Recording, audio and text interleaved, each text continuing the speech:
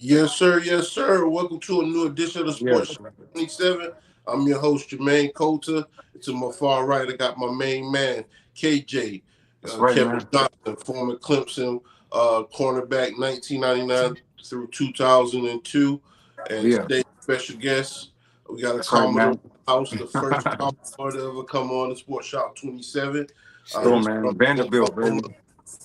This guy he transferred from Minnesota. He was a golfer. He up at Vanderbilt. These guys beat Alabama at #1 this year. Had a lot of big wins this season. Played against LSU in the bowl game. Y'all give it up for Mr. Cade McConnell. What's going on, Cade? Yeah, man. What's up? Nothing much. You guys doing good? Yes, sir. Oh, yeah, man. Doing well, man. So glad to have you on the show. Yes, sir. Glad to be on here. For sure. For people that don't know you, Cade, let them know a little bit about you and in your background. So, obviously, I'm Cade McConnell. I am from Choctaw, Oklahoma. I played football in high school at Choctaw High School. I went to Minnesota for 2 years where I played football, and then I'm now here at Vanderbilt. I've been here for this will be my second semester, so just one season, looking for a good second one. Yes, oh, yeah, for sure, man. Hey, so what age you start playing sports, and what sport was your first love growing up in Oklahoma? Man, I mean, I was playing since I could walk, really. You know, my dad played football, so I really grew up in the locker room. I think that's what led me to fall in love with football.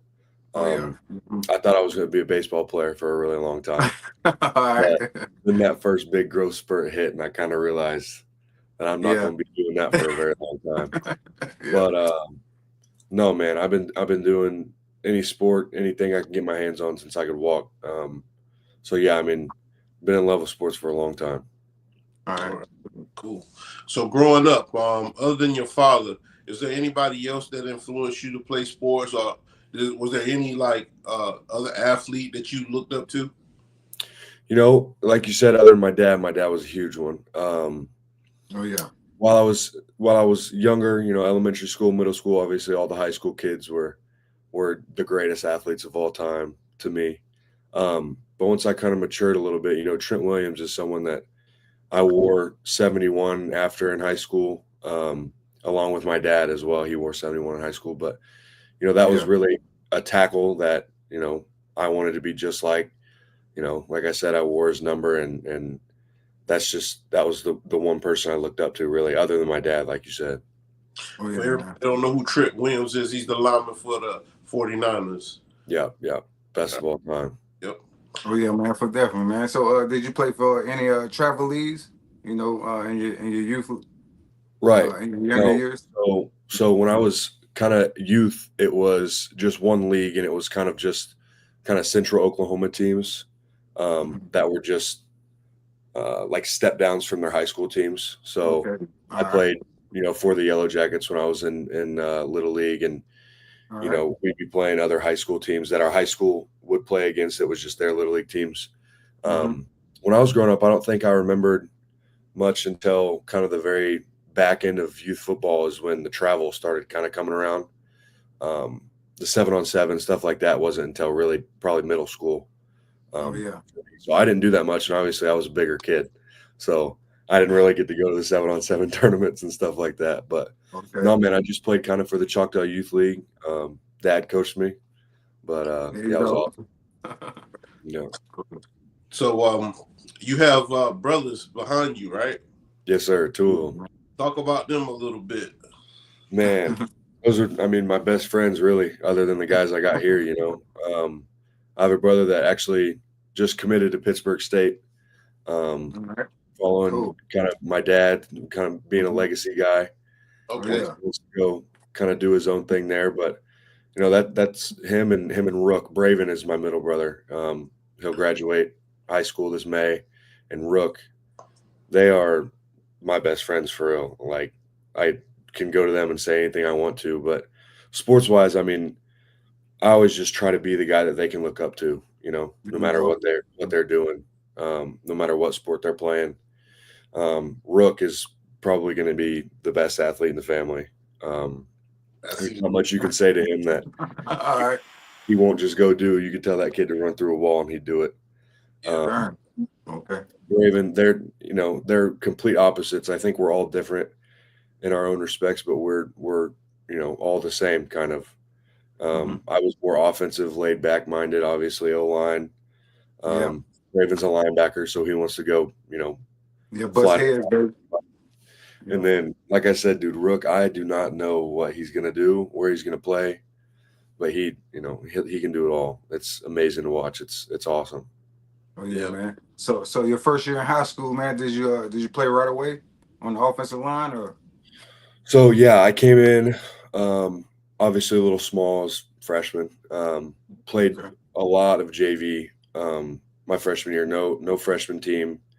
We had a pretty good freshman team as well, but I played a lot of JV, and I think I suited up for all the varsity games and played in the last three of them. Okay. We didn't make the playoffs that year, but it was kind of nice to kind of get it rolling, into sophomore year and on, obviously, where I kind of started every game. Other than senior year, I kind of got hurt a little bit. We can talk about that a little later if we want to. But yeah, freshman year is a good experience, I think, for me personally, just because I got to play a little bit varsity. I played a lot of JV, so it was good. So playing on varsity, when did you know that this is something that you wanted to do going into college? Right. I think freshman year, like a lot of people, I'm sure you guys experience, I'm sure a lot of freshmen have, is like you're kind of just doing it because you've done it for a long time. Yep. And like I said, I wanted to be a baseball player for a long time. Yep. So freshman year was just kind of going through the motions a little bit, kind of getting my feet wet. And then kind of sophomore year when we had spring ball before sophomore year. So this is the back end of my freshman season. And I forget, it was North Texas. I forget the coach's name. I would say it if I knew it. But he ended up talking to my dad and was like, I'm not going to have a shot at your son. I just want to tell you he's going to be a really good player. So that's when it kind of clicked, is when he said that to my dad. My dad told me, you guys have talked to my dad. He probably stretched it a little bit. But when he told me that, I was like, oh, like, okay, like it's time to get serious. So kind of going into my sophomore year and even through my sophomore year, I was eating like 6,000 calories a day, like 5 meals a day, eating throughout school, going to the office, going to the microwave in the office and eating during class. Like sophomore year is really when it got serious. And then after my sophomore year, that second semester is when COVID hit. And then about a month into COVID is when I got my first offer. So that was kind of rough, not being able to go on visits. Yeah. But that time from that spring of my freshman year to the spring of my sophomore year, that kind of year was when I kind of realized, like, oh, like I really need to turn this on. Like this will get serious. Yeah, man. So we're gonna take it back to high school. So who was the competition in the conference? I know Midwest City was one of them. Yeah, so we played Midwest City. They're a division lower than us, but we played them every year. Okay. Or we played them at least once when I was there my junior year. Stillwater was another one. Stillwater and Bixby are they were the big dogs when I was in high school. I think we went 1-1 with Stillwater. My sophomore year, they beat us really bad. But then we came back my junior year and we had to go through them to get to state. So that was kind of a big deal. I think we hadn't beaten them in a long time. So we beat them on like a last-second field goal. So they were kind of the rivals, and then this is when like we kind of realized like this is fun to be good, and so Bixby was like the next bigger person. Um, and I don't know if you guys know, but like Bixby's like highly ranked in the country multiple years, so they always have a dude, 3 dudes. So it was them and Bixby really. Stillwater and Bixby's who we always had our sights on. Muskoge's always been really good in high school as well. Yeah. Okay. So how far did you guys make it in the playoffs? So freshman year we didn't go. Sophomore year we didn't go, and then junior year we went to state. We lost by 3 in the state championship. So that kind of sucked, but it was the first time we'd made the playoffs in 20, 30 some years. First time in the state championship game in like 60 years. Man. So it was a big deal, like for the town and the football team. History. Yeah, and Coach Jake Corbin is our head coach and still is there. He was fairly new at the time, couple years, 2-3 years, and so it was a big deal for us to go that far, and fell short obviously. And then senior year I played in 2 games, but we ended up going to the first round. We were a good team that year. We were a good team, but ended up going to the first round. Fell short. Deer Creek that year. Deer Creek's another one that's in conference that's really good. Mm-hmm. So were you guys 5A, 4A, or? So 6A2, the way it works in Oklahoma is like 1A to 6A, but 6A split up into 2. Okay. Because you kind of got like the Tulsa schools who have, James, like 1,000, 1,500 kids a class. And that's kind of different compared to Choctaws, who thinks around 400 or 500. And then the 5A schools are like barely smaller than those. So it's like I think it should be 7A. I think it should be 1 through 7. I know Arkansas and maybe Texas, someone else does it, but I think that makes more sense. But that's how the class works. So we were 6A2. Okay. So did you make the All-Star teams in football? Junior year I was I think second team All-State, something like that. One of those 2, which junior year I didn't really know what was going on with all the All-State stuff. I thought it was seniors and stuff. Mm-hmm. And like I said, man, senior year, I got hurt pretty early and tried to play through it and ended up, having to get surgery and not being able to. So I didn't make any my senior. I think I got honorable mention, but I think that was kind of just a participation a little bit, just because, I was committed to go play somewhere, and it'll look weird not doing it. But, I think it would have been fun to do that. I think I probably would have if I played my senior year, if I wasn't hurt, but there's no regrets with anything. So. Oh yeah, most definitely. All right. So let's talk about your recruiting process. At your senior year, you didn't play that much because due to injury, like you said. So how many offers were on the table at the end of your school year? Yeah. So going into senior year, I had committed to TCU. With Gary Patterson as the head coach there. And so that's where I was going. It was set in my mind, they were my first offer like 2 years prior. But I ended up getting hurt, and my O-line coach at the time was actually at the game that I got hurt at. So that kind of, messed with my head a little bit, are they going to keep me and whatever, but they ended up firing their whole staff.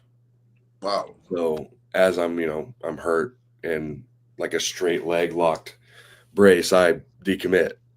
So now I'm like kind of a free agent deal. It's high school, and I'm not sure if teams are going to re-offer me because, they know I'm hurt. But I ended up getting, re-offered, obviously. Vanderbilt offered me, Minnesota offered me, and then I kind of brought it down to those 2, TCU and Texas Tech were kind of the final 4. But it was a little bit different. It was kind of rough being hurt, thinking, are they still going to want me even if I'm hurt? I was going to come in and have to get more rehab. They were going to have to put me through a rehab program. But it was a little rough getting hurt for sure senior year. Hey, so what coach or player welcomed you to Minnesota? Say that one more time. What coach or player welcomed you to Minnesota when you stepped on campus? So I mean, a few come to mind, obviously, because I'm still great friends with a lot of those guys. John Michael Schmitz, who's with the Giants right now, is their center right now, was a senior my freshman year there. So that was a good guy to look up to. He would stay late after practice and help the young guys. So he kind of set, the standard for my first couple of years. And then another guy that's right now is going through the training process is Quinn Carroll. He played every position that there is at Minnesota. He was originally a Notre Dame guy, graduated from Notre Dame, and played 3 years at Minnesota. But yeah, that's my guy still to this day. Right. I left and I'll still hop on the phone with him, but a couple of those guys I looked up to a lot when I was younger. Not football wise really, but like I said, just like going into college is tough. Yeah, man. So you always got to find a group to hang around and, make sure they're the right crowd, because that's most likely the group you're going to stick with is the first one you find. Yeah, that's true. So, yeah, those guys are awesome, though. I still talk to those guys every day. All right. Cool. Well, we got some highlights of the high school and before you went to Minnesota. Let's go get into it. We don't own the rights to the clip or the music in it. We have Vanderbilt offensive lineman Cade McConnell on the show. And Cade, stay with us, okay? Yes, sir. All right.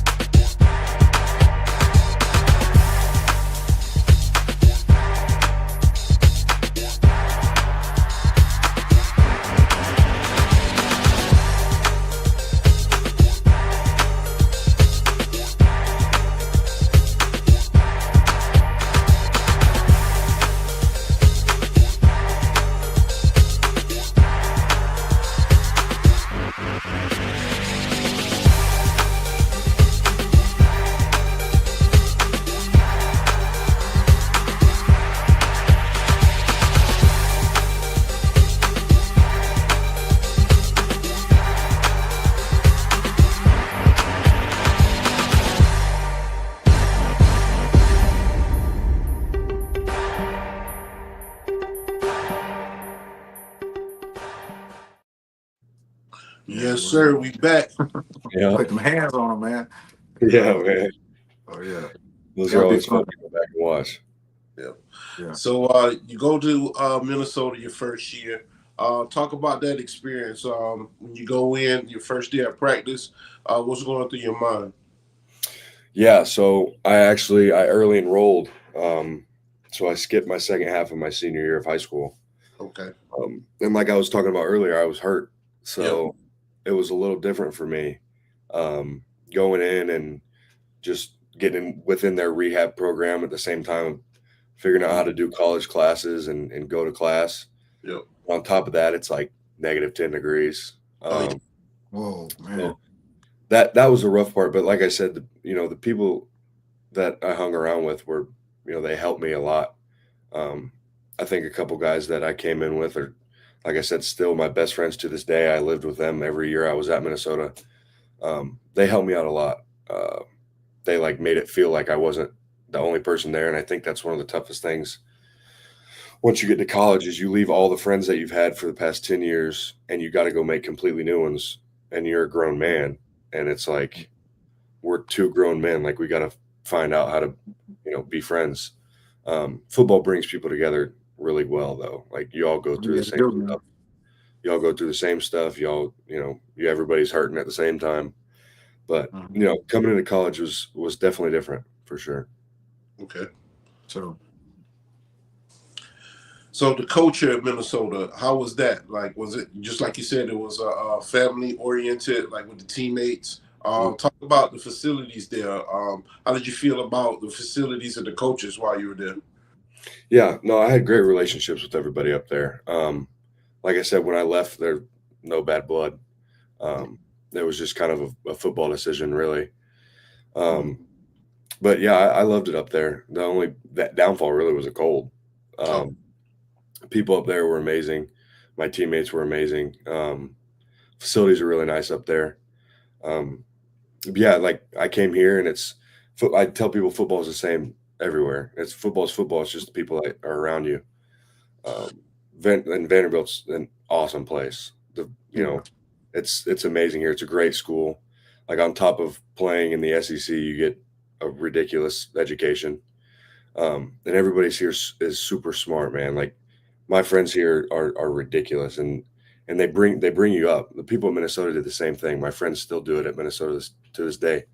But the people I met here are amazing, and people I met at Minnesota are amazing. And they'll all be my best friends for life. All of them will be at my wedding. All of them will be at a reunion at some point in my life. But yeah, I mean, I mesh with people well. I enjoy talking to people and meeting people. So yeah, I mean, the relationships at Minnesota were great. The relationships here are great as well. They're amazing. So Okay. Oh, wow. So how do you feel about Oklahoma and Texas joining the SEC? It's your first year going to Vanderbilt. Mhm. They had a realignment of the conference. Yeah. And it's no longer East and West. It's just Southeastern Conference. Right. Talk about the competition in the SEC versus playing in Minnesota. Yeah. So to answer your first question, I think Oklahoma and Texas coming to the SEC is a great option. Like, I think it was a great decision. They're both really good teams.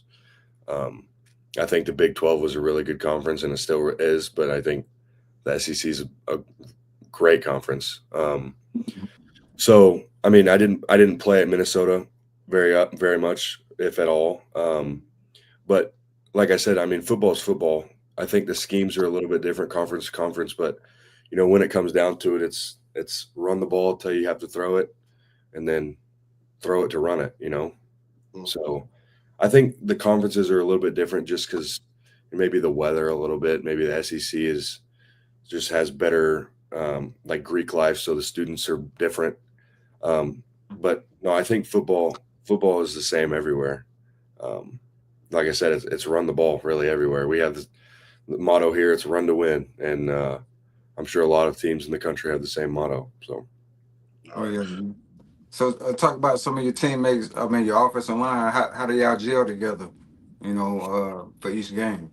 right, yeah. So coming in last summer, it was a little tough because out of the 6 or 7 guys that played in the season, I think at least four of us came in the summer. So we really only had 2 months to get ready for fall camp with each other. You guys know how that is. Like, Yeah. 2 months to mesh as an O-line was a challenge for sure. But no, I think I came in and guys like Stephen Lasoya, who's doing draft prep right now, had been there first semester already. I think he really helped bring the line together. I came in with Stephen Hubbard and Chase Mitchell. Those are 2 guys that came in with me in the summer. And I think that, us all transferring in from other places, Stephen Lasoya is a transfer as well. Okay. It helped us bond with that as well. But also, the guys that had been here, like the Gage Pittsfords or the Duncan McDonalds, the Kivo Wesleys, like those are guys that helped acclimate us to Vanderbilt. So I think that's what really brought us together, was the fact that we had never been together, And I think O-line is 5 people playing as one person. Yep. So I think that's a really big deal is getting together and making sure you mesh. Right. Well, I got a clip from Media Day from last summer when you first came to Vanderbilt. Let's go ahead and go to that clip. Once again, we don't own the rights to the video. We have offensive lineman from Vanderbilt Commodores, Cade McConnell, okay? For everybody that's watching, make sure you subscribe on YouTube. Hit that subscribe button, notification button. Also, follow us on Spotify, Deezer, Facebook, and Instagram, okay? Cade, stay with us. We'll be right back with this clip. Yes, sir. What's been how much center did you play at Minnesota and in practice, and has there been any transition there? Yeah, so I would say it was probably 50-50 my first 2 years, but this past spring I played a lot of center up there, so it was a little bit more comfortable kind of coming in the full-time role when I stepped here, but no, it hasn't been too bad. I mean, you snap the ball once, you can snap it a million times, so it hasn't been too bad. I imagine with the strong and quick changes instead of doing left and right, that's probably the same for the center, right? No difference? Yeah, yes, sir. We don't move very much. I like to know where everyone's going just so I know who I have next to me on certain plays, in the direction we're going and stuff like that. But, no, it doesn't change anything for us. Talk a little about why Vanderbilt. It's a great place. I came here on a visit out of high school and, loved it then and loved it even more this time. So it's a great place, a lot of good brotherhood here. I think I've grown really close to these guys. They've accepted me as one of theirs since getting here. And, it's a great place, great city, great campus, great school, obviously. So, yeah. Coach Konakis has a wealth of knowledge. What does that kind of mean to you? How have you experienced that so far? Yeah, wealth of knowledge might even be an understatement. He's a genius. We'll see a one-timer blitz somewhere, and he'll rattle off, oh yeah, that's play 40 of 2006 game on like this drive and this yard line, this down and distance.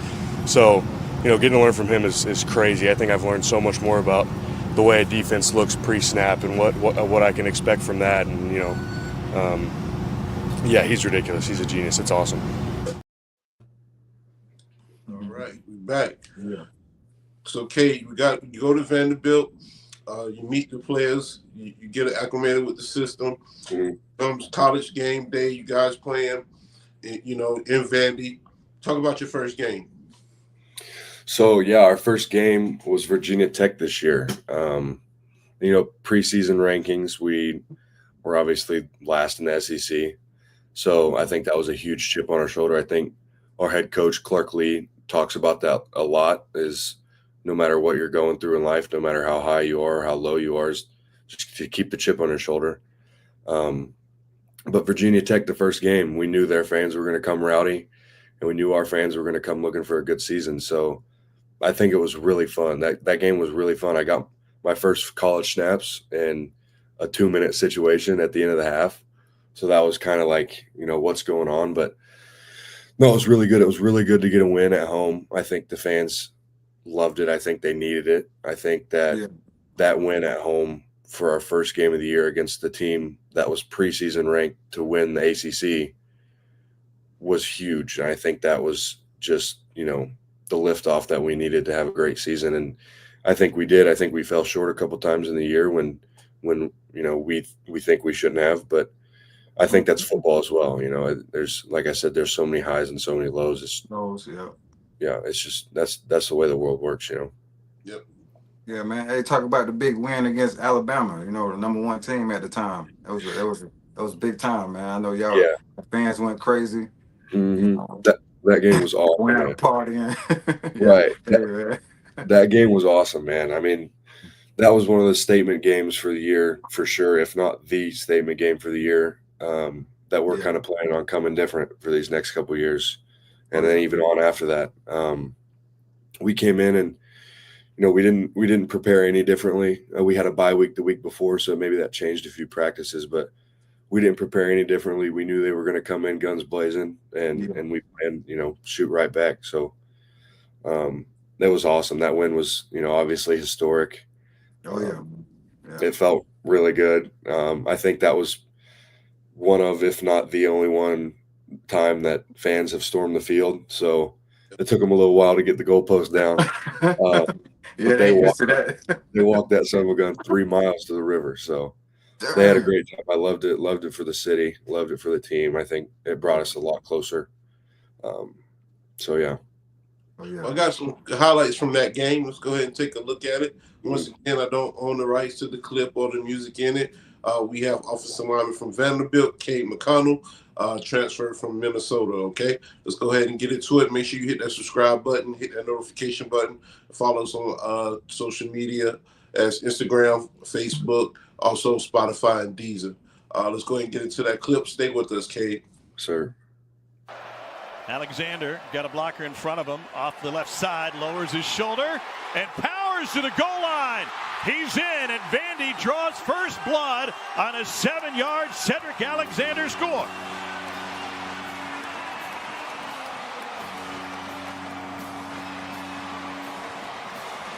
Clock. Here's your fullback right here, Gabe Fisher. early season candidate for the Lowman Trophy. PFT would be excited. Pull. And then Cedric Alexander churning the legs into the end zone.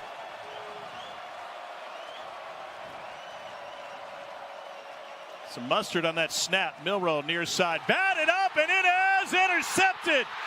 Fontenette to the corner. He's in.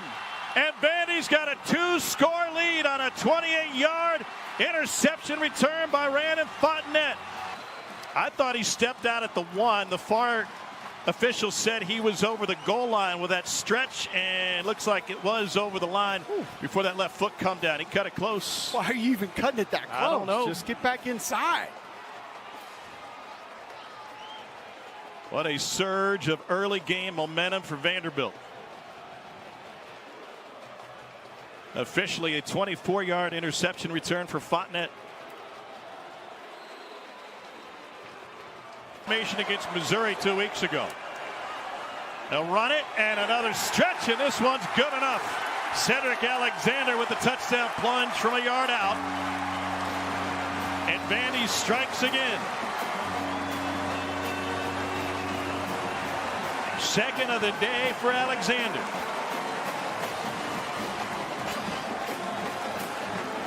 Power play off the right side. You see Stephen Lasoya pulling around the normal center move to left guard. Gets a little bit of a kick out. And Alexander, great job keeping those knees off the turf before the ball crosses the plane. You get not out of the shotgun. They're 2 of 3 on 4th down this year. Pavia wants to throw. He goes down the middle. It is caught. Touchdown. Vanderbilt and Junior Sherrill. That might be the most Diego Pavia play ever. On 4th and 1, he goes deep. His family thrilled with this one. Vandy holds on to his lead, and they extend it. His team in the same position. I think it's designed to be a quick throw time. You see there, it's not there. He keeps it alive. Sees one-on-one coverage, decides to go deep. How about Junior Sherrill 2 series ago on 4th down, the ball off of his fingertips. I didn't think there was any way he was going to be able to get to this football when he redirected and ran flat off the fingertips again for a score. Got Alexander next to him. Little replay. Pavia throws. Touchdown, Vanderbilt.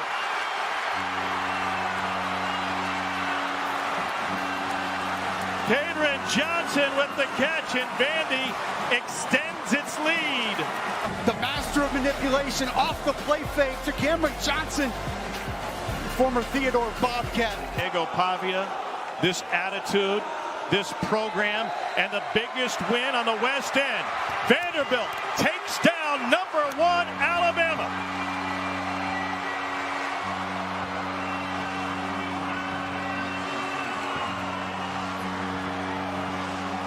Diego Pavia very nearly went into the stands to celebrate with his brothers, but instead, they've come onto the field with him.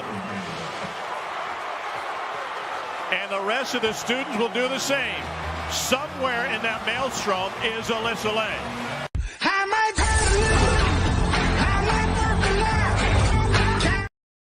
Yes, sir. We back.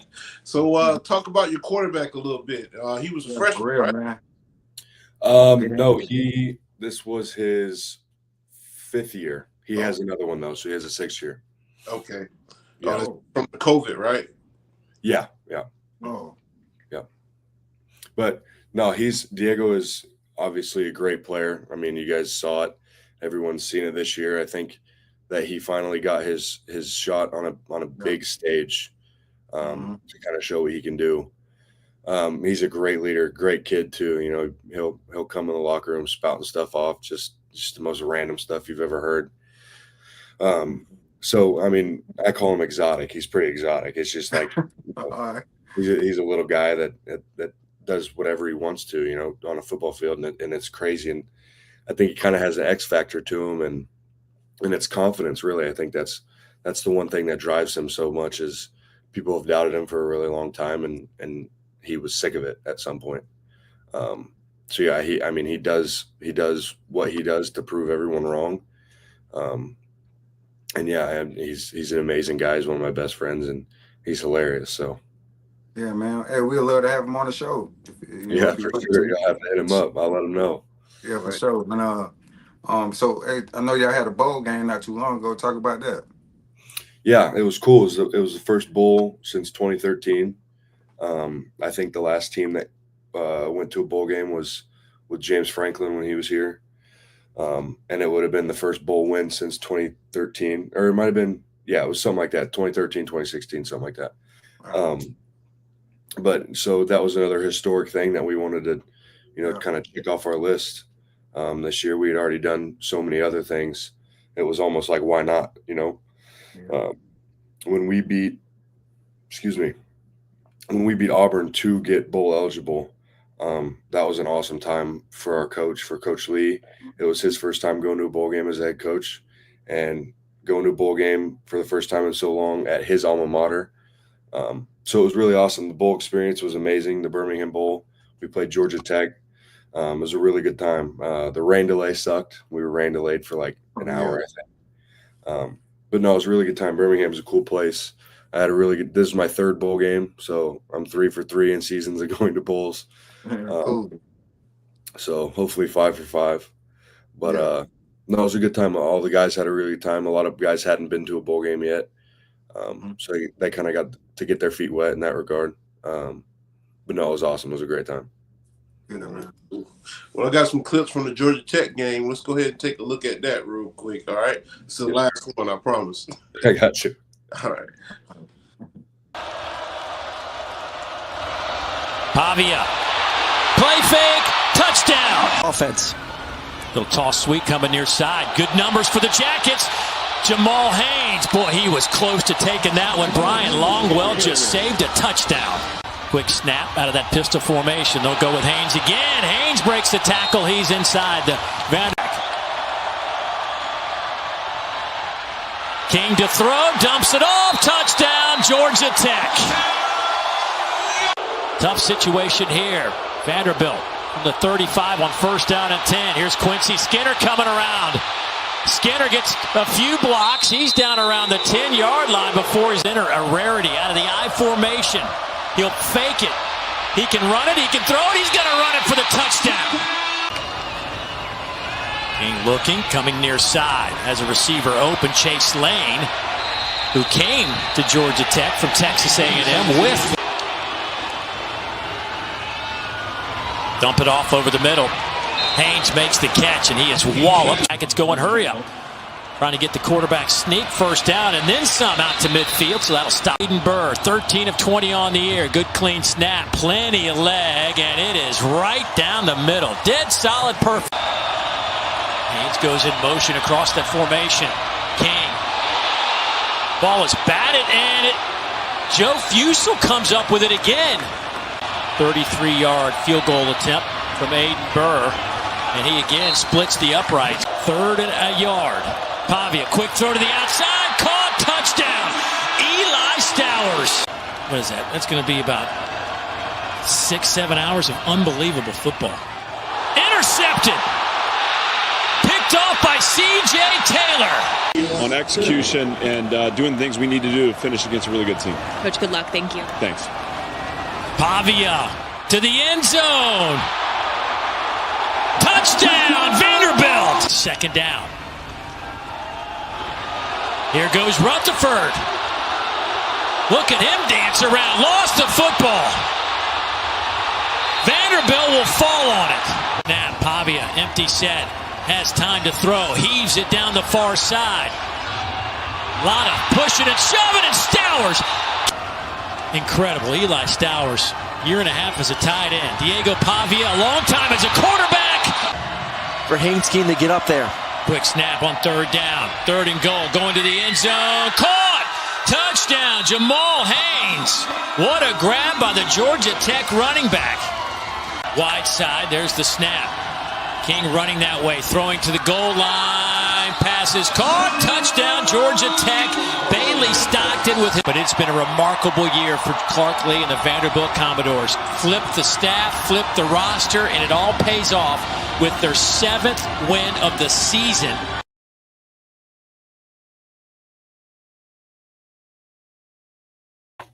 All right, we back. Good season.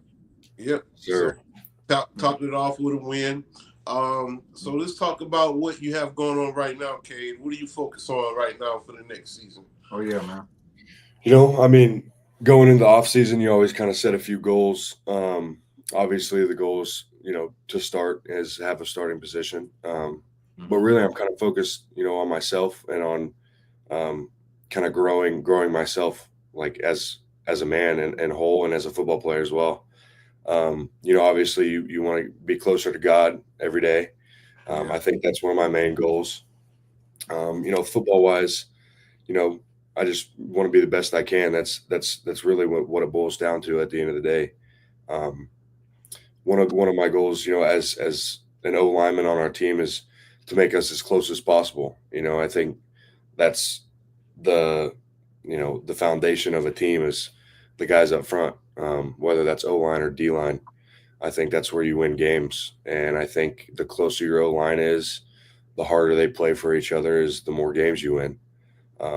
So I think that has a direct correlation. So that's one of my main goals, this offseason, as well as my other teammates. We're all on the same page. That's something else that you have to be on a team. So yeah, I think team wide this next year is all the way to the end. We just watched the game that we're going to be playing in next year a few days ago. So I think that's the team goal is to be there, be in the natty, win that thing. So. Yep. Yeah, good stuff, man. So, do you got a message for the youth? Yeah, man. Always keep your head down because, when you look up one day, you're going to be exactly where you want to be. And then, you put it right back down and keep working. That's right. Dad told me that one day, and, I'll never forget that. I think don't look side to side. That's another thing. And just focus on yourself, man. Bet on yourself. Never look at what anyone else is doing. Never look at what anyone else is saying, because there's always going to be someone that's a little bit better and a little bit worse than you. So it's who are you going to go down to that level? You're going to go down to that guy or the one up here, Yeah. So, set goals, put your head down and work. Really, that's it. All right. Any shout outs before we head out, Cade? Anybody like to think on your journey? Yeah, man, teammates, obviously, family, God, and everybody. I think everyone had a little piece of pie in me getting here, and I think that those people are going to have even bigger parts in where I go in life. And thank you to everybody for real. All right. Yeah, we appreciate you coming on the show, Cade. Yes, Good luck with your endeavors next season. And for everybody that's watching, we'd like to thank you for tuning in. Make sure you subscribe to our channel on YouTube. Follow us on Facebook, Spotify, Instagram, and Deezer. I would like to thank my main man, KJ, Kevin Johnson, former Clemson cornerback, 99 through 2002. And today's special guest, also Vanderbilt Commodores offensive lineman, Cade McConnell, okay? Yeah, man. So our motto is not how you start, it's how you finish. Right. And until next time, you guys be safe and stay warm, all right? Yes, sir. Oh, yeah, man. Yeah. Appreciate y'all for having me. Thank you, man. Yeah, best of luck, man, next season, man. Keep doing your thing. We're proud of you. Yes, sir. Appreciate it. No problem.